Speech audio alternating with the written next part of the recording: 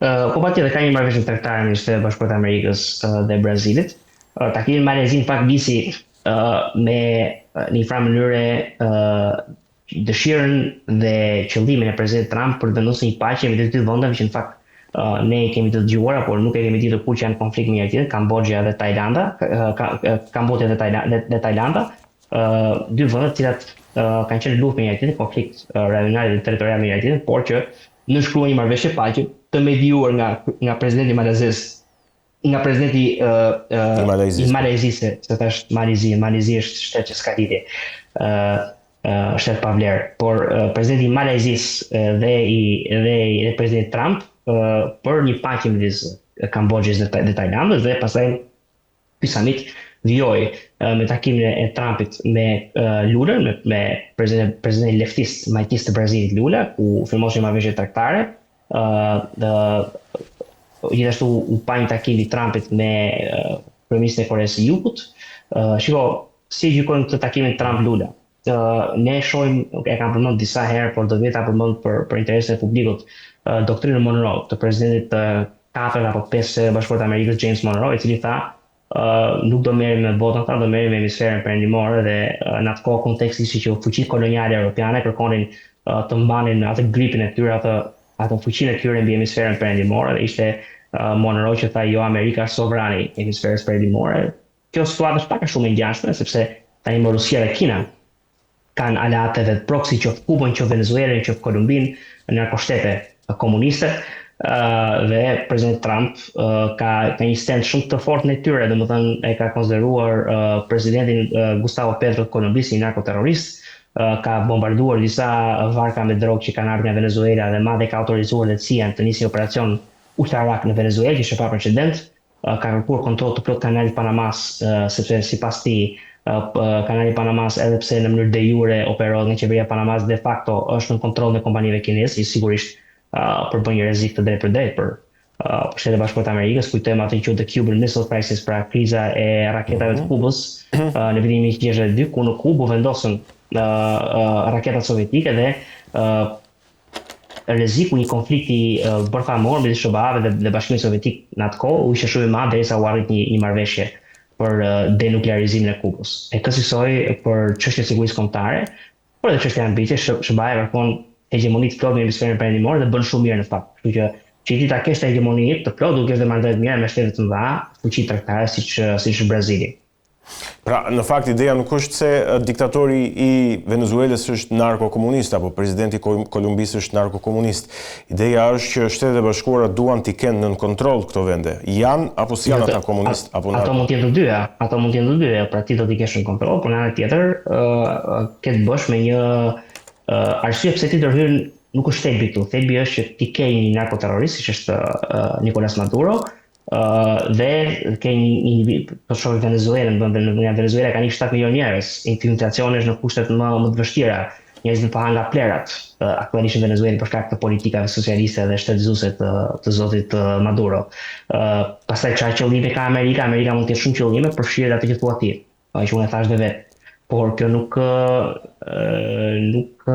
redukton faktin që këta diktatorë janë në kërcënim për gjithë rajonin. Qartë. Mirë, dua të flasim pak të rikthehemi pak tek në Shtetet e Bashkuara të Amerikës, sepse kemi një zhvillim shumë të rëndësishëm, Ruel, po ti rikthehemi asaj që thash pak më herët.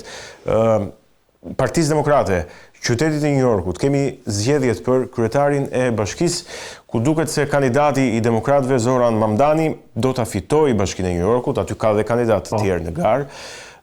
Çfarë mesazhi politik është ky? Është një mesazh i drejtë për drejtë, po themi, kundër presidentit Trump dhe një mesazh i drejtë për drejtë gjithashtu që ringre Partinë Demokrate pas humbjes në zgjedhjet presidenciale?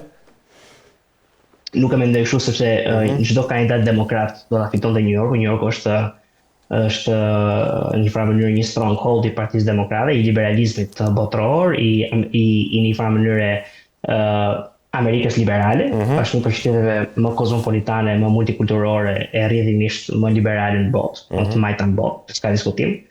Kështu që nuk është se fitoria e Mamdanit trondit administratën Trump, thjesht ajo që mua pak nuk ka pëlqyer që tani më kryeqendra e kapitalizmit botror, që tjetë që u prit për kapitalizmin dhe që simbolizon ato të mira që kapitalizmi i ka sjellë botë, jo të këqija, do të kontrollohet nga një individ që flet për supermarkete nga shteti, që flet për ngrirje të qerave, që flet për shime tavan, që flet për punëtorët që duhet kontrollojnë mjetet e prodhimit, që thotë që s'duhet të jetë miliarder, që është një retorikë komuniste. Nuk është socialist, është komuniste, sepse ne dimë mirë që socializmi dhe komunizmi nuk janë ide që kuptohet. Kështu që unë mendoj që Zoran Mandami është rrezik për New Yorkun, por nëse New Yorkers ka ndarë modën që do të ndjekin ato rrugë, le ta provojnë dhe mendoj që nuk do t'i shkojë mirë, sepse ka një gjë të legon. Edhe duhet të thënë kjo vendon. Fitoria e Mandamit dhe ngritja në popularitet e politikanëve siç është Mandami apo AOC Alexandria Ocasio-Cortez, po ashtu që kongresmeni nga New Yorku apo dhe senatorit social-demokrat Bernie Sanders nuk ka ardhur në një vakum. Është produkt në fakt i dështimit të viteve të politikave neoliberale, të regjimit neoliberal në Amerikë, sepse pabarazia është rritur, rrogat në Amerikë janë stagnante, kostot janë rritur.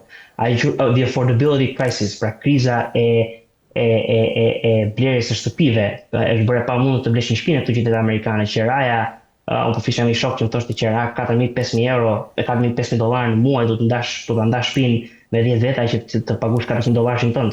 Pra, kjo është produkt i drejt për drejt i sigurisht edhe politikave intervencioniste të shtetit me rent control-in apo dhe me fryrën e kosteve për shkak të taksave të larta dhe regulacione, por mbi gjitha në momentin ku ti përqendron pasurinë në 4-5 duar, ti e dëmton tregun, ti e shkatron tregun dhe ti e bën të pamundur për klasën e mesme, për konsumatorin, për blerësin që të jetojë një jetë të dinjitetshme. Kjo është arsye për shkak pse edhe presidenti Trump ka ndjek politika që e kundërshtojnë të status quo libertarian apo neoliberale që ka ekzistuar në Shtetet e Bashkuara të Amerikës për vitesh, duke vënë tarifa ndaj produkteve të huaja, duke bllokuar punësimin e punonjësve të huaj në SBA etj. Pra ka ndërmarrë masa të cilat janë masa të forta.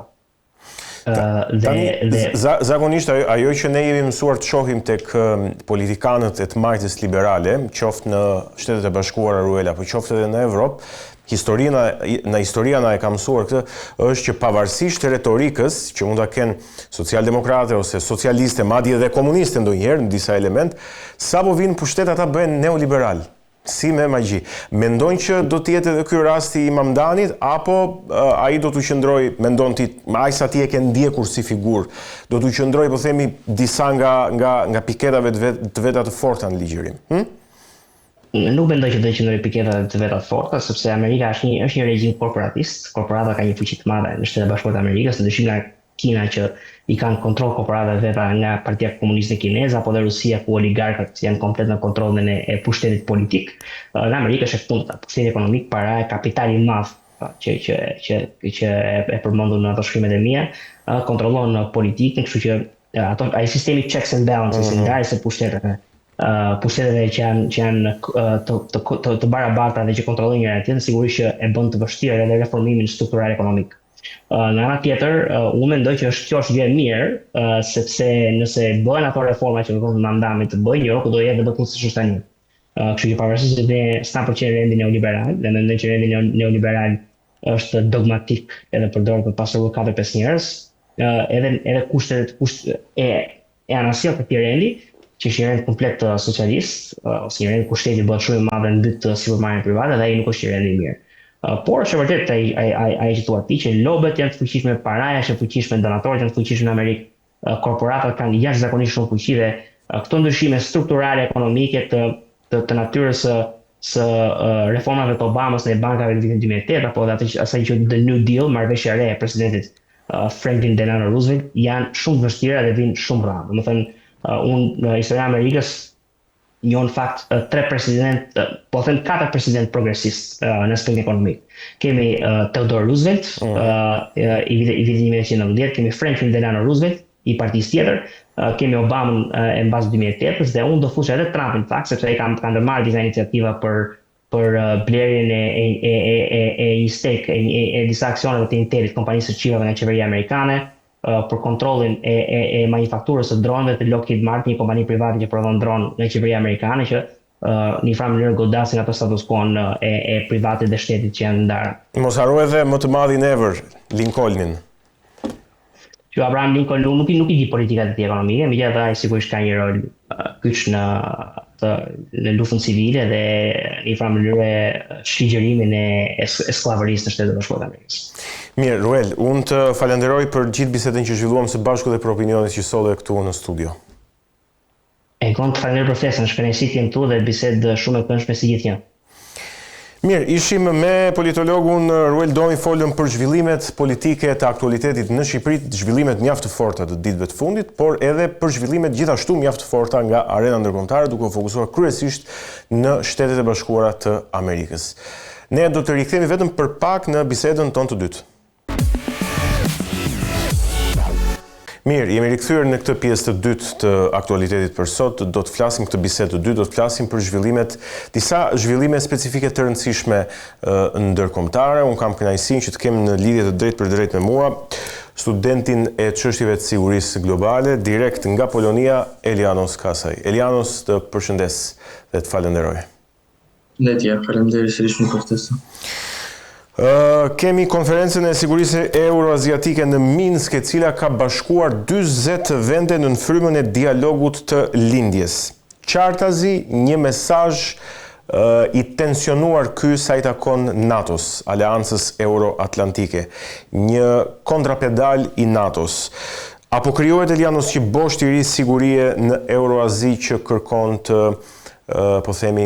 konfrontohet politikisht me NATO-n?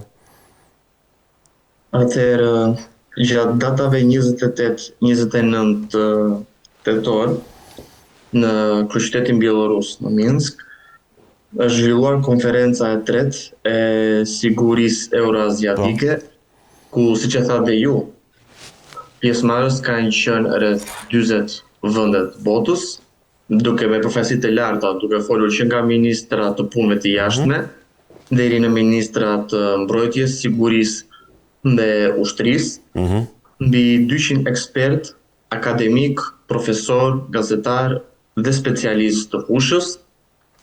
Vlen të theksohet se gjatë kësaj konference nuk kanë qenë vetëm vendet e Eurazisë. Një fakt interesant është që hungarezët, turqit dhe amerikanët kanë qenë prezent në të. Kanë dërguar një delegacion, sidomos amerikanët kanë dërguar një delegacion të madh. Ka zhvilluar takime me palën bieloruse, sigurisht dhe me gjithë bashkëpunëtorët e tjerë të participantë në konferencë. Një nga fjalët më të veçanta që u mbajt pas fjalimit të presidentit Lukashenko ka qenë edhe fjala e ministres së punëve të jashtme të Koreas së Veriut. Herë e parë që Korea e Veriut participon në një format të tillë evropian. E kemi thënë që e kemi Korenë e Veriut komshi këtu në Evropë tani, se kaq shumë e kemi përmendur. Pas armëve që aktualisht janë në Ukrainë, diku te 5 orë kufiri polak që kemi përmendur. Kjo është eforta e parë diplomatike, ndoshta që nga viti 1984, ku Korea e Veriut krijoi një efort të madh diplomatike në Evropë për të stabilizuar marrëdhëniet me Evropën atë kohë. Kjo është pas pothuajse mbi 30-40 vjetësh eforta e dytë më e madhe që ata bëjnë, pasi ata nuk para kanë qenë prezent në vendet evropiane në kontekst diplomatik, konferencë të tjera. Jo, imagjinoj që nuk është Korea e Jugut. Imagjinoj që nuk është Korea e Jugut, dhe është Korea e Veriut, e kupton? Po. Është Korea e Veriut, është diçka që mund të quhet një lloj hapi i madh përpara, që nga viti 1984, ku vetë Kim Il-sung ka ardhur në Evropë, ka bërë një tur evropian në Evropën Lindore, sigurisht. Po që atë nuk është parë ndonjëherë një delegacion kaq i madh, le ta quajmë shtetëror korean verior, të participojë kaq normalisht, një shtet normale të tjerë. Po. Nëse po. Nga fjalët më interesante ka qenë edhe fakti që delegacionet nga Amerika, Turqia, sidomos nga Hungaria, ministri punëve të jashtme Peter Siatro, ka mbajtur një fjalë të ashpër, nëse mund të quhet e tillë, ku ka kritikuar politikat energjetike të Bashkimit Evropian, bllokimin e naftës dhe gazit rus, ka denoncuar sulmin e Ukrainës në tubin e gazit e vajit Druzhba, që le të themi krijoi një dëm shumë të madh ekonomik në Hungari, ku ndodhi para 1-2 muajsh. Pra, një farë mënyre është treguar që shumë faktor, sidomos kanë qenë prezent nga ana polake, flas duke qenë që jam në Polin, kanë qenë shumë gazetarë nga mediat polake, janë të interesuar për të mbajtur dialogun akoma aktiv, për të parë, le të themi, pikpamjet këndvështrimet e të dyja palëve, për të ditur, do sa ato pak a shumë dihen nga deklaratat televizive, dihen nga në kanalet diplomatike, gjithsesi është mirë që dialogu ekziston, është mirë që ata ishin në konferencë dhe diskutuan. Një tjetër pikë interesante është që gjatë fjalës së tij presidenti Lukashenko ka gjithashtu denoncuar anën lituaneze. Lituania aktualisht ka mbyll kufirin me Bielorusinë, ndërsa pala polake në mënyrë interesante ka lajmëruar se do të hapet 2 pikat e tjera kufitare. Pra kufiri me Bielorusinë do të hapet në grad totale plotësisht, sidomos edhe lidhja hekurudhore që të dy vendet kanë pasur së bashku.